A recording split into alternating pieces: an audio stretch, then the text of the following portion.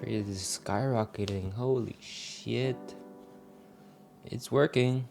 It's fucking working. Look at this trend. It's fucking beautiful. Almost at my 3-to-1 TP. Come on, come on. Let's get it. Let's get it. Couple more points. That's it. Let's fucking go. Hey guys, it's Will. Welcome to the channel. I'm a part-time day trader trying to become a full-time. We are currently in the 4th week of October because I guess October has 5 weeks. And right now it is October 20th. It's a Monday. It's a new week. And I finally took a trade. I've been waiting for this setup and it finally fucking happened. Let me zoom out in the bigger picture just for a second. I was telling you guys on my last video was that we're basically stuck in this big channel, right? Remember the Friday, there was like news, tariffs, all that random stuff. And the market just got bobbed back down. It had this very big volume, which that was about 300 points or 400 points, whatever you want to say. And then we're just in this big zone. We're just in this big channel. And usually when I'm in the channel, I don't take trades because I trade off the supply and demand, and I also trade off previous day's highs and also previous day's lows. So since this is a big channel, I'm not going to take a trade until it breaks back above the previous day's highs, which is this area, or the previous day's lows. And then during the Monday, Tuesdays, whatever, the last week, we were just chopping around this channel the whole week. And then I also had this channel, I think it was on Tuesday, I believe, and it just got stuck there, which was the pre-market low. If it did do a break and retest, I would have taken the trade. But as you see, it just did a fake out and it went back up, and I can't do anything about it. Later in the week, it goes back up, still stuck, you know, it goes again, still stuck, goes back down, back again to this pre-market low that I had over here, but we're still stuck.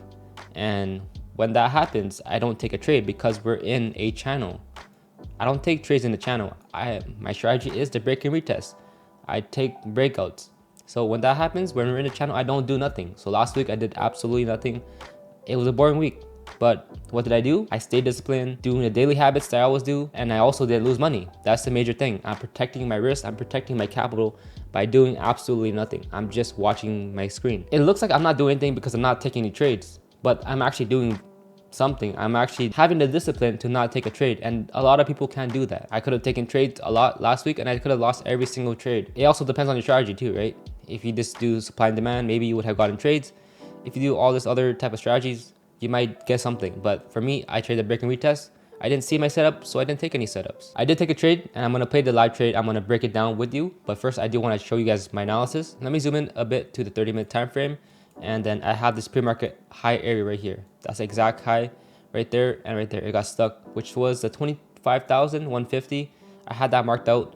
But when I do zoom out a bit more, I really don't know where it could exactly be because there is this high right here, which is a 25,180. Since I had that high, because it basically got stuck there, this was also where it is getting rejected. It's holding right there. So I'm thinking that it could be that level, but I don't know. So I marked out both of those levels. And then when I do go to like zoom in a bit more to the 2-minute time frame, because I always trade on 2-minute time frame, we have the pre-market high. You see how nice it gets stuck right there and right there. So I'm thinking that it could be this level. I could have drew up my whole zone right there, but it just makes it harder to like trade because I just don't know. So I had 2 zones right there. And then the morning comes, we just had a nice strong candle. I'm not seeing any retests. So there's no retest here. So I'm not gonna take a trade. I'm not gonna put my risk all the way up here for no reason, give it 60 points. It doesn't make sense. So since there's no retest, maybe that level was not good. Maybe that level was just a pre-market high level and there was no trade there. So I'm not gonna take a trade. Then I go to the next level, 25,180. It breaks up. Not gonna take it still because there's no retest. I did take my entry on this candle right here because it did reclaim it back up here. It had a nice wick. I took it there. Maybe it could have been too early, but I know that I have to give it the risk. I know that my stop loss will be under this level, 25,180. That's what I did. It started going down. Yes, I got a little scared because who doesn't get scared when the position is going against you? You're gonna be scared. But I know that I can't exit because I know my stop loss is under that level. And I know I can't just exit random trades, exit randomly, and just not follow my system. I put my stop loss there, gave it 30 points because that's how much I normally risk. I targeted 31. All I did was just wait for my 31. It's just that simple. I also look at the ES too. So I'm gonna go to the ES and we have pretty much the same things. If I zoom out more, 30 minutes. And at first I did have my level right here, which was the 67.37, which was the pre-market high. But when I do zoom in closer, it was rejecting right there and right there. During the pre-market, it started breaking above, and I just didn't like it as much.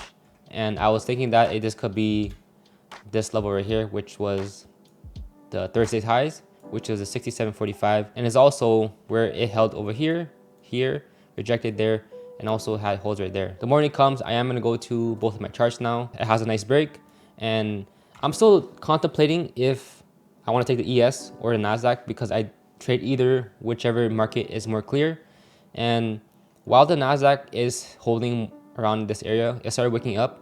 That's when the ES started waking up around here. So I knew that this could be a good retest, because if the NASDAQ is retesting this level and the ES is holding this level, I know that I'm in the right direction, because I have both break and retest. There's market alignment. I'm giving a proper risk. I'm targeting 31. This is an A+ setup for me. I'm gonna take this trade and just trust my process. And that's what I did. I was gonna give 5 points to the ES, but this right here is not a nice break and retest for me to take.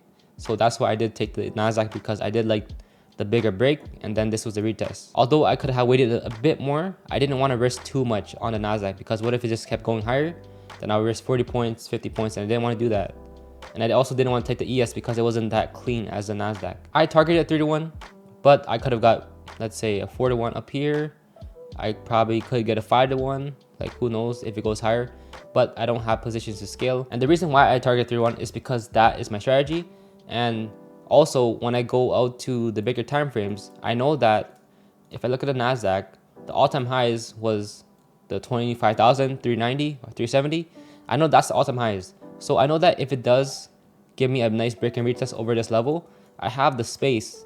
I have the space up here to target at 3-1. If the supply level, let's say it was like this area here, and my target was a 2-1 instead, because I know that supply could just reject my trade, then I can't take the trade because it's not a 3-1. But since I know I have the space to go up here and I have a 3-1, I know that I can get a portion of the trade, and I don't need to like target like a super high amount. Since I did target a 3-1 and I'm risking about 30 points, I did win $190.50, which I'm happy about that.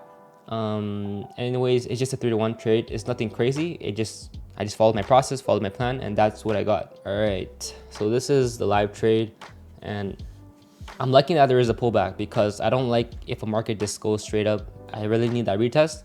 So what I'm liking is that it is retesting the level. But if the ES fails this level, I might not like the trade anymore. Right now, I'm looking at this zone right here. I'm thinking that if it reclaims back above this candle open, then I'm going to take the trade, because that means the ES is going to wick above. I have my trade right here. I have my stop loss, which is be a 3-1, and that's 31 points. And I'm seeing that it's starting waking up, and I got in the trade. That's exactly when I got in the trade. Once I got in the trade, yeah, I was thinking of debating maybe I got in too early, but there's always going to be emotions. There's always going to be like psychological things, and that's just normal. I was thinking maybe I could have waited a bit more, but that was what I was trying to do. If it hit that area, then I would have gotten the trade. And that's exactly what I did. If I waited too long and it went too high, then I would have just, risked too much, and I didn't want to do that. So might as well get the area where I wanted to, and then give it my risk, which was the 31 points, 30 points, whatever, which was this wick low right here. So that was 31 points. I like how the ES was building, and if I did risk the ES amount, I'll probably have given this risk right here. So that could have been about 6 points, maybe 7, and that would have been fine as well. At this point, it's going down a bit. The retest is still looking nice, like it's going up and it's like retesting it. This is basically the bull flag into the retest, and that was okay. So I wasn't too scared yet. I was like debating a bit. Of course, I'm not going to exit the trade, because that is my new rule. I'm not going to exit trades randomly. I just have to let it play out. If I lose, I lose, and that's okay. But as I keep going more, it gets close to my zone of my stop loss, and I get scared, of course. But I just keep waiting, and then it does a nice wick. After that, I'm like, okay, this trade is good. But as you see, once I keep going in further, it's just very grindy, very slow. This trade took about over an hour, which is fine, but I don't like waiting that long. Of course, I rather just want my trade to win out or win fast, but you can't always get fast trades. And then every candle drop yeah, I get scared. I'm thinking if this ES fails right here, I might lose my trade. But again, the ES just held nicely and then it just kept going higher. Right now, my stop loss is still down here, and I don't move my stop loss until I get a 2-to-1, which would be in this area right here. Once I get that, then I move my stop loss to break even, and then I just wait for my trade. I'm going to fast forward this trade and then I'll end the video off.